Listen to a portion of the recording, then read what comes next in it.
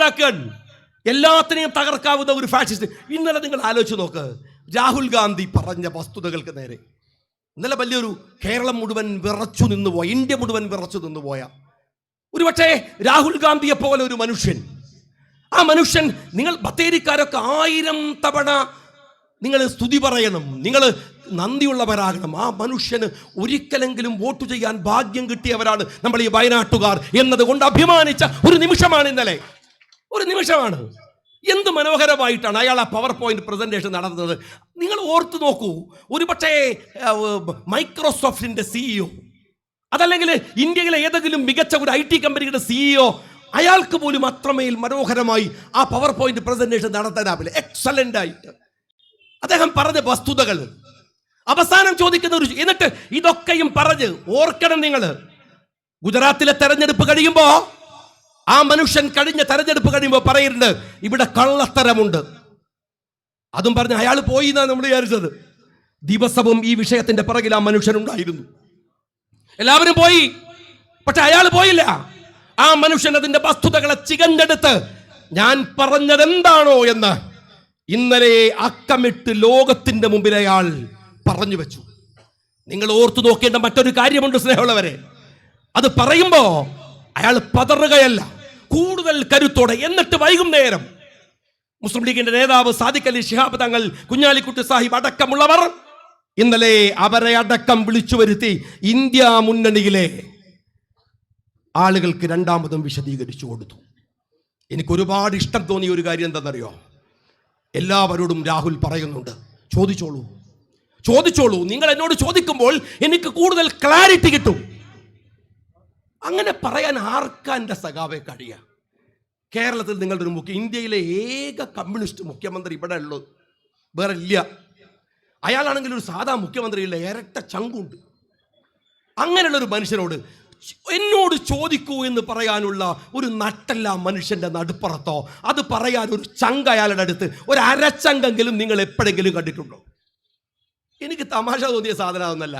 ഇന്നലെ ആ മീറ്റിംഗ് നടക്കുമ്പോൾ MA ബേബി അതിൻ്റെ മുമ്പിൽ ഇങ്ങനെ ഇരിക്കുന്നുണ്ട്. സംഗതി തറക്കടില്ല, ഞങ്ങൾ പിന്തുണ കൊടുത്തലൊക്കെ സന്തോഷമുണ്ട്, പക്ഷെ എന്നാലും പറയാതിരിക്കാൻ പറ്റില്ലല്ലോ. ബേബി ഇതൊക്കെ ഇങ്ങനെ വിശദീകരിക്കുമ്പോൾ രാഹുൽ ഗാന്ധിയുടെ മുമ്പിൽ ഇരിക്കുന്നത് ഒരു നിസ്സംഗമായിട്ടാണ്. ഇതൊക്കെ എന്ത്, അതിനേക്കാളും വലിയ തട്ടിപ്പടത്തിയിട്ടല്ലേ നമ്മൾ ജയിച്ചു വരുന്നതെന്നാണ്. മെഞ്ഞാനാണ് വയനാട്ടിലെ കണ്ണൂർ യൂണിവേഴ്സിറ്റിയുടെ ചരിത്രത്തിൽ ആദ്യമായി വയനാട്ടിനൊരു പ്രതിനിധി ഉണ്ടായ ദിവസമാണ് മെനഞ്ഞാന്ന് കണ്ണൂർ യൂണിവേഴ്സിറ്റിയിൽ. ഞാൻ ആ കുട്ടിയെ അഭിവാദ്യം ചെയ്യുകയാണ്, KSUവിനെയും MSFനെയും അഭിവാദ്യം ചെയ്യുകയാണ്. പക്ഷേ ആ കുട്ടി അവിടെ നിൽക്കുമ്പോൾ അവരുടെ പേപ്പർ ചുരുട്ടി ഓടിയൊരു പെണ്ണിനെ കണ്ടിരുന്നങ്ങൾ SFI കാര്യത്തിന്. രാഹുൽ ഗാന്ധി അത് കണ്ടിട്ടില്ല. അതും കൂടി ഉണ്ടായിരുന്നെങ്കിൽ അദ്ദേഹം പിന്നെ ആ പരിപാടി ചിലപ്പോൾ ഉപേക്ഷിച്ചാളുമായിരുന്നു. അമ്മാതിരി എനിക്ക് പ്രശ്നം കാര്യങ്ങൾ, അവർക്ക് വിട്ടുപോയ ഏതെങ്കിലും ഒരു പോയിന്റ് ബേബി കണ്ടുപിടിച്ചിട്ട് അടുത്ത പഞ്ചായത്ത് തെരഞ്ഞെടുപ്പിൽ ഇവിടെ പ്രയോഗിക്കുമെന്നാണ് എൻ്റെ വേദാറുള്ളത്. കാരണം അവർക്ക് അറിയാത്ത വല്ലാതെന്തോ BJP-കാരൻ പറ്റിയിട്ടുണ്ടോ? ഞാൻ നിങ്ങളോട് പറയുന്നു, രാഹുലിനെ എല്ലാവരും, ഞാനടക്കം എല്ലാവരും പൊതുപ്രവർത്തകർ പഠിക്കേണ്ടുന്ന, മാതൃകയാക്കേണ്ടുന്ന ഡിവോഷൻ എന്ന് പറയുന്നത് രാഷ്ട്രീയത്തിൽ എന്താണെന്ന് ഞങ്ങൾ അഭിമാനിക്കുന്നു. ഇന്ത്യ മുന്നണിയുടെ ഒരു ഭാഗം എന്ന നിലക്ക് എല്ലാ വിയോജിപ്പുകളും ഒരു കോൺഗ്രസ് പാർട്ടിയോട് ഉയർത്തുമ്പോഴും ആ കോൺഗ്രസ് പാർട്ടി സമീപകാല ഇന്ത്യൻ രാഷ്ട്രീയത്തിൽ ഉയർത്തുന്ന നിലപാടുകളെ ഞങ്ങൾ അഹമഹിമികയാ പിന്തുണക്കുകയും അവരുടെ പോരാട്ടങ്ങളുടെ കൂടെ ഞങ്ങൾ എല്ലാവരും ഉണ്ടാവുമെന്ന് ഉറക്കെ പ്രഖ്യാപിക്കുകയും ചെയ്യുകയാണ്. കാരണം അദ്ദേഹം നടത്തിയ പോരാട്ടം അത്രമേൽ വലുതാണ്. രാഷ്ട്രീയത്തിൽ കാണിക്കേണ്ട മര്യാദ അതാണ്. ഏത് ശത്രുവിനോടും പെരുമാറുമ്പോൾ ഞാൻ ഭരണാധികാരിയാണെന്ന ബോധ്യമുയർത്തി, ഞാൻ നേതാവാണെന്ന ബോധ്യമുയർത്തി അവരോട് മാന്യമായി പെരുമാറാൻ കഴിയുന്ന രീതിയാണ്. ആ രീതിയാണ് ഒരുപക്ഷെ രാഹുൽ ഇന്ന് ഇന്ത്യയെ പഠിപ്പിച്ചത്. അദ്ദേഹം കാണിച്ച ഞാൻ ഒരുപാട് സാമൂഹ്യ പ്രവർത്തകരുടെ പ്രൊഫൈലുകൾ പരിശോധിച്ചു. എല്ലാം പറയുന്ന ഒന്നുണ്ട്, ഇന്നലെ ഇപ്പോഴല്ലെങ്കിൽ പിന്നെ എപ്പോഴാണ് ഞങ്ങൾ ഈ മനുഷ്യന്റെ കൂടെ നിൽക്കുക എന്നതാണ്. നമുക്ക് ഉറപ്പിച്ച് ഞാൻ എല്ലാവരോടും പറയുന്നു, ഈ ജനാധിപത്യ പോരാട്ടങ്ങളുടെ തിളക്കമായി നമുക്ക് ഈ രാജ്യത്ത് നിൽക്കാൻ കഴിയുന്ന ഒരു ആർജവമുണ്ട്. ഫാഷിസ്റ്റുകൾക്കെതിരെ പൊരുതാൻ നമുക്ക് അതിശക്തമായ ഒരു ദേശീയ നേതൃത്വമുണ്ട്. എല്ലാ ഇന്ത്യ മുന്നണി എന്ന് പറയുന്ന കരുത്തുണ്ട്.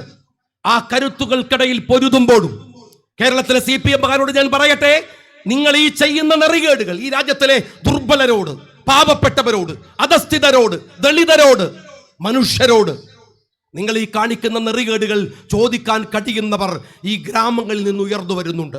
പീപ്പിൾസ് ഓൾട്ടർനേറ്റീവ് എന്ന് പറയും.